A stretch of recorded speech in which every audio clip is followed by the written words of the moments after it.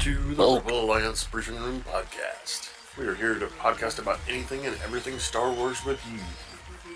Please visit our website where you can play current and past episodes. That's https://RABR KyleJohansson.us. That's RABR dot KyleJohansen dot US. On the left-hand side is a navigation menu. You can use this to learn how to load the Rebel Alliance Briefing Room podcast on your Android or Apple phone and tablet. And we have direct links to our podcast on Apple and Google Podcasts. Please participate by connecting to our social media, answering questions of the week, or submitting feedback directly from the site. Again, all of these are available at the Rebel Alliance Briefing Room website at RABR.KyleJohansen.US. And now, it's time to talk Star Wars. I am Kyle John Johansson, and this is Andrew Scott Sutton. Say hello. Hello. All right. This week it's just me. Scott's pulling one of those all hours kind of weeks and is either working or sleeping right now. We're not sure. He might have just got off a shift a little while ago and went to bed. So anyway, today we're going to be reviewing Star Wars Andor episode 10. One Way Out. One Way Out. One Way out. I mean, yeah, so we're going to talk about feedback, which we don't really have any, but we're going to ask for it. We're going to review the entire episode, present the question of the week, and there'll be some tiny bit of discussion, but not a lot because I can't discuss very much by myself. Really is nice to have Scott here, or even have feedback that we can go back and forth on. So please listen to this for a moment.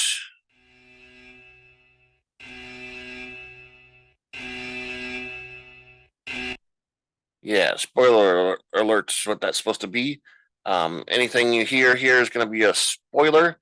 So, either turn us off or watch the show. Again, that's Andor episode 10, One Way Out. Grab your favorite beverage, pull up a chair, and join us in the Rebel Alliance briefing room. All right, so we start out the episode on Narkia 5. We see the medic has removed the dead Olaf, and he's got one of those pads that kind of floats or whatever. They just cropped it out. And he goes through the work area of all the team and stuff. And of course they're in on program the whole time. Cassian tells Kino that they will have to escape tomorrow because they're still out in the hallway. They had the change and all this other stuff and whatever, so they have to escape tomorrow. And he says that the guards know that they are outnumbered and killed 100 men. Cassian points out that their 5,000 men are doomed to never leave. He reasons that whatever they are working on is important to the Galactic Empire. Kino is unwilling to commit since he is skeptical of Andor's lack of plan. The two get into a physical tussle. Andor tells Kino that his plan is predicated on a new man coming to replace Olaf the following day. He urges Kino to grab the opportunity before it's too late. Andor tells Loi that he is ready to die in an escape attempt. As they walk through the corridors leading to the cells, the other men ask what happened to Olaf and what happened on level 2.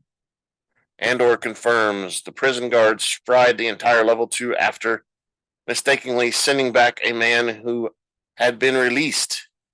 Kino confirms Andor's story and tells the other prisoners that they are not releasing anyone. He tells them to return to their cells and start figuring it out.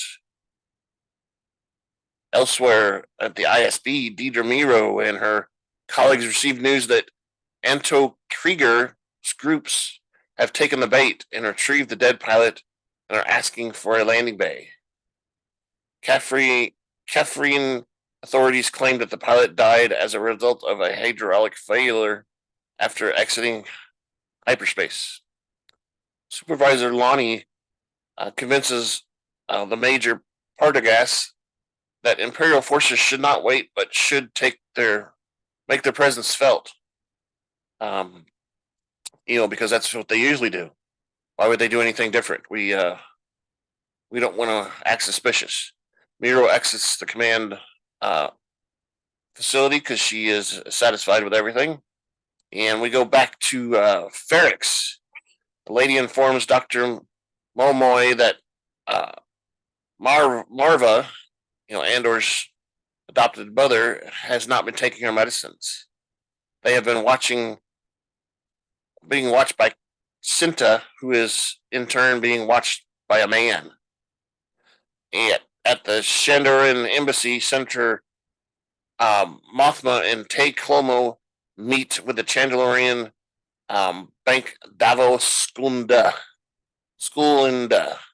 who talks about his taste of architecture.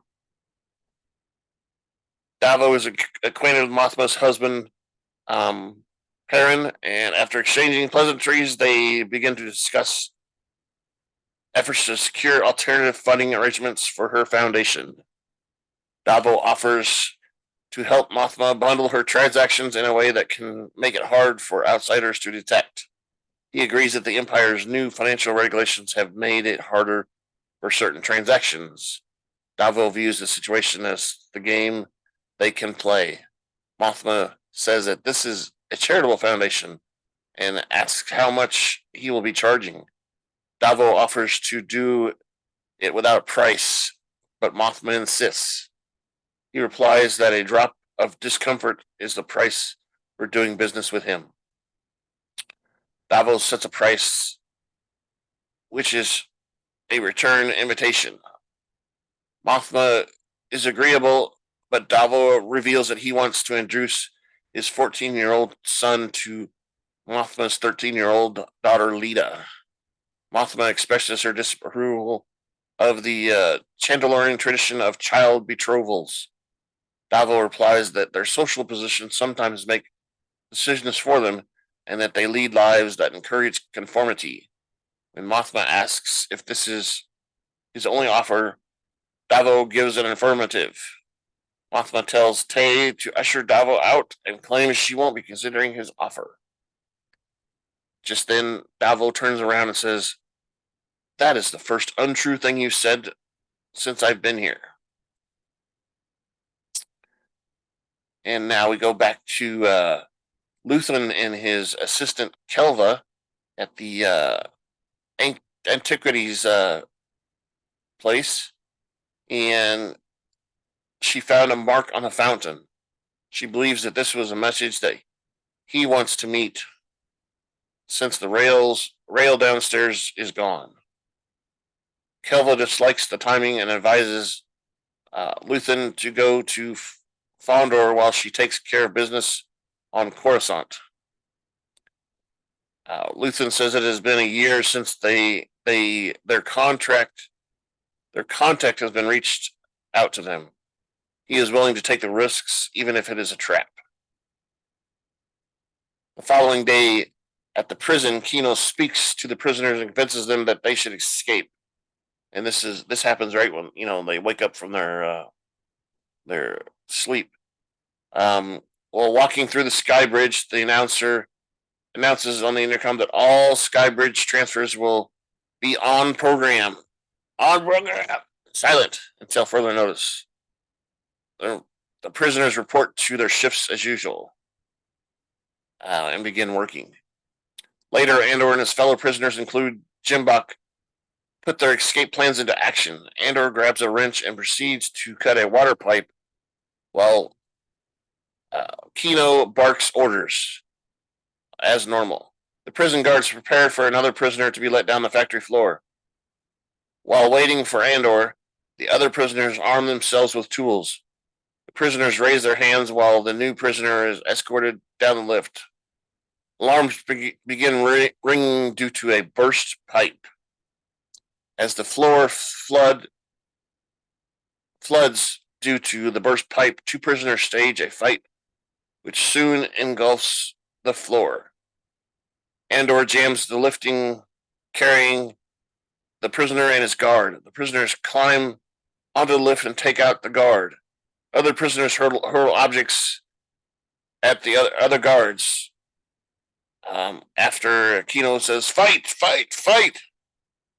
and they begin climbing and disabling guards. A guard issues orders to spark the floor or turn the floor on, prompting Lloyd to tell the prisoners to climb on the tables. The water causes the metallic floors to short circuit. Good thing nobody was on the floor, huh? They were all up on the things. With the electric field disabled, Kino leads the prisoners on 5-2D in a revolt. The guards attempt to use their higher ground and hold back the prisoners, but they are overwhelmed. Some prisoners are killed, but they succeed in storming the control room and taking out the guards posted there. Prisoners on 5-2D begin climbing the disabled lift. The floor spreads. The flooding spreads to other floors and begins to drip to the floors below. While Andor and Kino and the other prisoners help themselves to weapons. Other guards start to receive noise about the flooding and riot on 5-2D. The revolt soon spreads to other floors, with prisoners from 5-2D encouraging the other prisoners to fight for their freedom. They fight and kill guards they encounter. The announcer issues orders to activate the sonic countdown and isolate level 5. Kino Loy forces his way to level 8 command center and demands the announcer stop the countdown. When he refuses, he shoots a correction officer, prompting a third to say he will comply. Andor tells the guards to deactivate the hydro generators. The guard claims the announcer has the access. He does not. Kino forces the announcer at gunpoint to deactivate the hydro generators, shutting down power across the prison. And it was explained here that it'll take 2 days to come back up. Because they have to prime and pump. I don't know. It's all kinds of stuff. It takes 2 days for the power to start generating again. And not long after the power is cut, a backup power activates, and Andor forces the two guards out of the console at gunpoint. Andor tells a reluctant Kino to address the other prisoners. Kino has troubles coming up with something to say and is nervous about it. He tells everyone that they have deactivated the floor in every facility on every floor, and the guards are outnumbered and to take their chance to escape, even if it means death. Lloyd tells the prisoners they've fried hundreds of men on level 2 and reveals that prisoners are not being released after their sentence, but are being transferred to other prisons. He tells the prisoners to run, climb, kill in order to escape the prison. And Andor and Kino leave the level 8 command center, sparring with the two surviving guards. Prisoners charge through the sky bridge and stairs.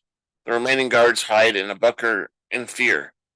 Reaching the top of the prison complex, the prisoners jump into the sea. Loy reveals he cannot swim. Oh no, he can't swim. He did all this and led all these people up here and he can't swim. So, hey, how is he going to escape? All the other prisoners take a plunge. Later that night, we see Andor and Milish run on the beach under cover of night. 3 moons shine in the sky night. Elsewhere, the disguised Lonni walks through a crowd in Coruscant, brushing past a Gortal and a Corrin. He walks through a series of tunnels and enters a turbo lift where he receives an earpiece. And he reaches up there on the ceiling tiles, basically, to find this earpiece. Almost not finding it. Luthen instructs him to press the buttons 215 in an event of a trap. As the lift descends, Luthen congratulates him on his daughter's health and beauty, and that he must be pleased. Lonni is uncomfortable that Luthen has been spying on him and his family this whole time. Lonni warns Luthen of a new rising supervisor named Dedra Meero, who is investigating a rebel figure called Axis, whom she believes is building a rebel network. Meero is looking at stolen Imperial naval equipment in order to find a link to Aldhani. He tells Luthen that Meero is interested in the Ferrix incident, and has been tearing the place apart. He adds that they are searching for the thief and the middleman. Luthen tells Lonni to encourage Meero since she is wasting time. Lonni asks Luthen if he had anything to do with the events on Aldhani, but he is evasive. Luthen says, asks Lonni why he is here. Lonni explains that Meero captured a rebel pilot running supplies for Krieger. He explains that they turned him immediately and staged an accident. The Empire is also aware of Krieger's plans to raid the power station on Spellhouse, and Luthen is willing to sacrifice their lives of Krieger and his 50 men to mislead the ISB into thinking there was no leak in security. Luthen emphasizes that he is doing Lonni a favor. The lift door opens and Lonni is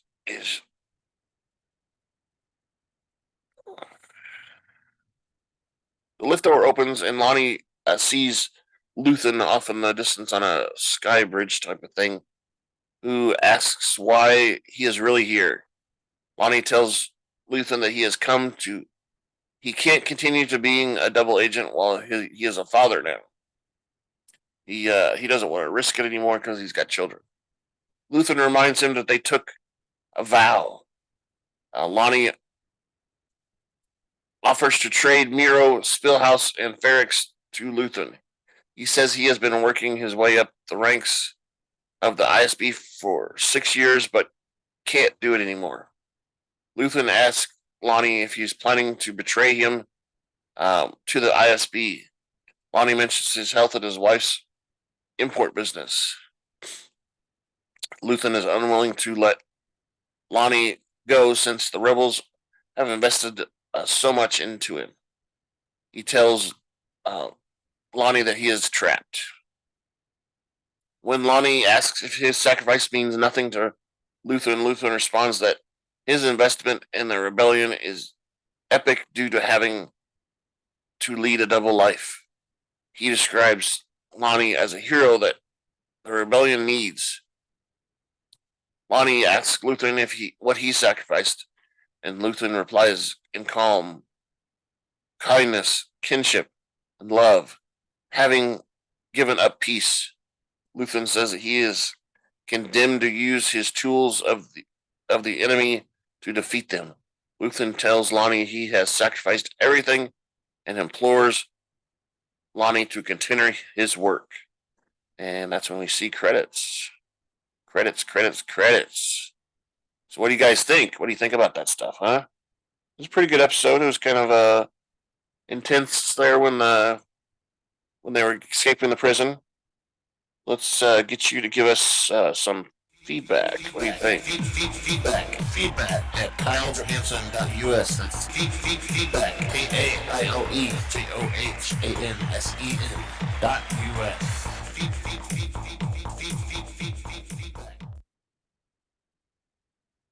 All right, feedback. Yes, and we had the email address there. You can send feedback at KyleJohansson.us. On our website, on the left-hand side, you can click the link that says feedback, and that'll bring up a form where you can fill out a form and send your feedback to us. That can be anything. It can be comments. You can correct us. You can, say how sad it is that the two of us aren't talking on the podcast, and there's only one one of us, the boring one, I guess. You can correct us, do anything. We don't care what you send. We'll talk about it on the podcast, just as long as you send something, right? All right. So then we have questions of the week. And I think my question of the week is will Lonni betray Luthen and lead Miro to Cassian or Luthen, you know, ending the long reign or whatever. So will Lonni betray Luthen? That's my question of the week. And, I don't know. I mean, we only have 2 episodes left, and it's a two-parter.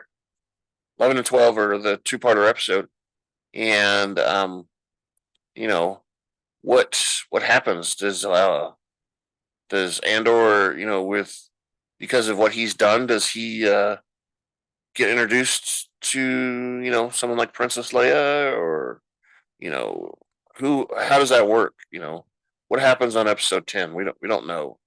Or episode 11. We don't know if it happens because Luthen gets ruined. Um, I kind of think in the movies, whenever they're having a meeting or whatever, the rebellion guys, there's always a guy with a beard and robes on and stuff like that. I almost think that's Luthen. We hear him give a speech at one point, but it's a brief speech, and he passes it off to someone else after a little bit, a few words. So I almost wonder if that's Luthen right there that we're supposed to believe and such.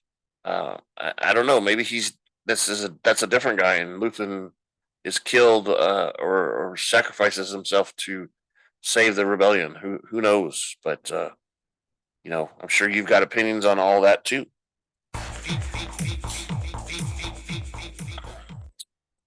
All right, so we talked about the question of the week already too, and we also talked about how there's only 2 episodes left of the season, which when that's done, that'll give us a little break for the holidays. Now, first of the year, we're gonna get all kinds of shows coming back. There's, I think, Bad Batch is in February. Maybe that's it. I can't remember. I don't have the list in front of me right now, but there's several shows coming out at the beginning of the year. January, February, May. There's quite a few shows coming out. We're hoping to get the Mandalorian to come back this spring too. We'll get the Mandalorian. We'll get Ahsoka. We're supposed to get another season of Andor. Bad Batch. Possibly Tales of the Jedi season 2. There's that other animated one where they showed different styles of Star Wars and stuff like that animated. Maybe that'll come back as season 2 as well. So we've got a lot going on. So please send us some feedback. Tell us what you think, what you got, what's going to happen, what you want to do. Maybe during the break for the holidays, we'll have a few episodes that come out to review a few other things. So just let us know. And thank you for joining us in the Rebel Alliance briefing room. Thank you for listening to the Rebel Alliance Briefing Room podcast. Please visit our website where you can play current and past episodes. That's https://RABR KyleJohansson.us. That's RABR.KyleJohansson.us. On the left-hand side is a navigation menu. You can use this to learn how to load the Rebel Alliance Briefing Room podcast on your Android or Apple phone and tablet.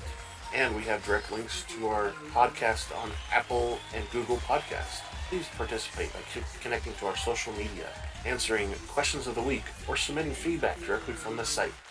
Again, all of these are available at the Rebel Alliance Briefing Room website at RABRKAILEJOHANSEN.US. This podcast in no way is approved, sponsored, or owned by Lucasfilms Ltd., Disney, Disney Plus, or any of its subsidiaries. All opinions are solely owned by Kyle and or Scott, and in no way express the views or opinions of their past or present employers. Views and opinions are not supported or restricted by Lucasfilms Ltd., Disney, Disney Plus, or any of its subsidiaries. Any rebroadcast, reproduction, or any or other use of this podcast and its affiliate sites without consent of Super Duper Podcast Network and its host is prohibited. Prohibited. I am Kyle Johnson, and this is Andrew Scott Sutton. Say goodbye now. Bye. Have a good week. Bye. See you next time in the Rebel Alliance briefing room.